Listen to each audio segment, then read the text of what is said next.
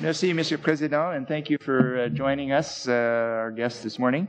I'm especially pleased to have a chance to ask questions because from the province I come and from the riding I represent, there's a high degree of importance placed on fisheries and the environment. And we have a group of community-minded volunteers in my riding who call themselves the Sea to Sky Fisheries Roundtable, who've been actively involved, volunteers, very well acquainted with fisheries issues, about a dozen people who include people like former Fisheries Minister John Fraser and David Brown and John Barker, who heads up Streamkeepers in West Vancouver. And they have participated with me in various fisheries-related things over the 4 years since I've was first elected, among other things, calling for some sort of inquiry into the missing sockeye salmon and encouraging our committee to investigate aquaculture issues and working with officials in the department to build a wonderful salmon spawning viewing platform in the Squamish area. So they're very engaged, and they've raised the following three issues. I'm going to ask three questions and hope that you have time to deal with them. Firstly, they have supported measures to increase the portion of salmon stamp revenues that are sold on tidal fishing licenses so that those revenues come back into the Pacific region and towards funding salmon initiatives. And it would be good to hear what our department's response is to that. The second thing raised previously, changes to Bill C-38 and the effect on fish habitat. We've heard how there is an active consultation process, and this was asked by the parliamentary secretary in the previous meeting. I would like to hear how meetings like the ones our roundtable had are being incorporated into the process of defining those regulations. How is this process working, and how can people track how their participation makes a difference? And then thirdly, the consolidation of DFO offices. It's being depicted as something that will enhance effectiveness, but there are concerns that it really results in a loss of DFO officers, including in the riding I represent. So I would love to hear your responses. So do you want to take the stand? Yeah, thank you very much for the question. So I'm going to respond to the question concerning the Pacific salmon stand, and others will speak to others of your questions.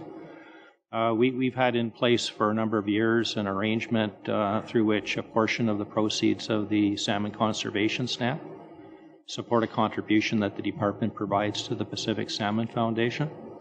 And there have been proposals that have come forward to our minister to consider the possibility of increasing the percentage of the proceeds of the stamp that could contribute to that contribution, and that is something that's under consideration, but it's obviously a matter for a budget, and because the revenue that comes from the stamp is contributed into the Consolidated Revenue Fund, and so that would mean that there'd have to be a decision taken at the level of government as to whether or not to change that arrangement. Okay.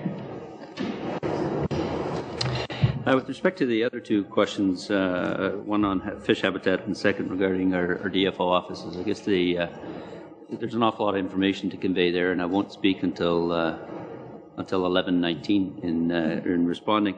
The first, I guess, with respect to fish habitat, in terms of how consultations, both the ones that you refer to and others, are sort of finding their way into the process, I guess I would describe it as a somewhat organic process. It's very difficult to say, we heard this, this, and this in meeting X, Y, Z, and you can directly translate that into a legislative text or a policy outcome and so on. I'm sure you can appreciate that the process is a little more circuitous, so to speak, than that. But the advice and input that we received, both from the roundtable to which you refer and a number of others that I believe Mr. Camp held over the course of the summer last year and early fall, if memory serves, as well as dialogue that we've had, is we described in a sort of a list and a chart table with this committee in November, has allowed us to think through our policy inputs and our policy development activities fairly carefully. We've had quite a variety of input from around the country, most of which I would say is verbal.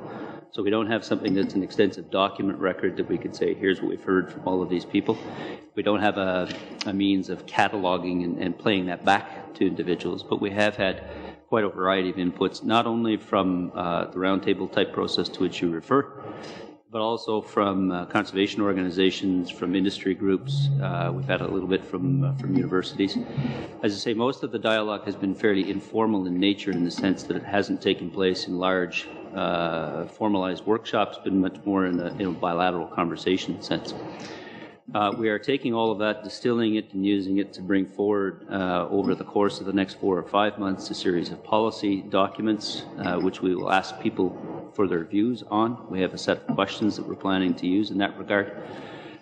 We also have, as I mentioned here on Tuesday, or across the hall I should say, work is underway to develop a regulation that will set out the information requirements we will have of project proponents, and to set timelines by which the department will have to make decisions with respect to those proposals. That regulatory process will follow, quote, the normal one insofar as consultations are concerned. The regulation, in terms of when it actually gets released, that's a determination of the government. Most of the preparatory work on that is now complete, and it'll be a matter of the government's regulatory agenda and timing. So I'd suggest that that sort of summarizes where we are with respect to the consultation element. With respect to the consolidation of DFO offices, I'd say 2 things first. Most importantly, whilst we talk about the consolidation of offices, what we probably should be more focused on using is consolidation of the program previously referred to as the Habitat Program, Fisheries Protection Program now. We are moving people from 68 offices down to approximately 15. That doesn't mean the offices in which they are located necessarily close. Most of our offices have staff from the Small Craft Harbors Program, the Habitat Program, fish management, etc., fisheries officers, and so on. So many of the physical office, if you will, that we're speaking about will remain open. The people who previously worked in the Habitat Program will be consolidated from approximately 68 locations to 15. We're quite confident that in so doing, the program will become far more efficient, decision-making controls and procedures will become tighter and more focused. Our ability to consolidate experts alongside each other rather than in a highly distributed network will substantially increase. And our ability to make sure that the department's resources are focused on key priorities, key issues, key habitat concerns will substantially go up.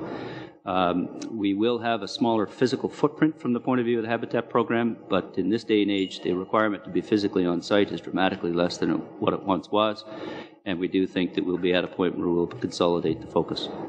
Thank you very much.